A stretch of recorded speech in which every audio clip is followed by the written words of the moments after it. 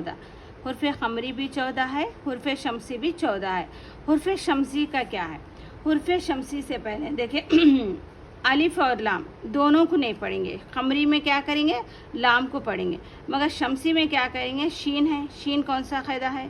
शीन किसका है? ये हुर्फ खमरी का है। तो उससे पहले अलिफ और लाम आए, दोनों को भी नहीं पढ़ेंगे, दोनों भी साइलेंट हो जाएंगे। किसकी वजह से? शीन आने की वजह से। इधर शम्सु हमजा ज़ेर ई, दाल शीन ज़बर रश, क्या पहचान है? शीन आ रहा। इस पे ये नहीं देखना कि इस पे तशदीद है, ज़बर है, ज़ेर है, नहीं।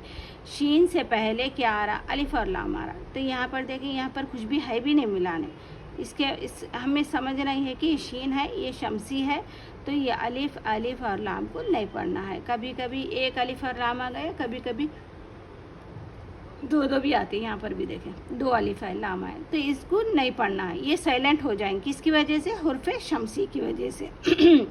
शमसी में क्या है? अलिफ और लाम को नहीं पढ़ेंगे। खमरी में क्या है?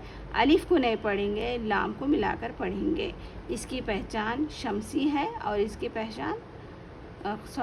पहचान खमरी है और इसकी पहचान शमसी है। ठीक है।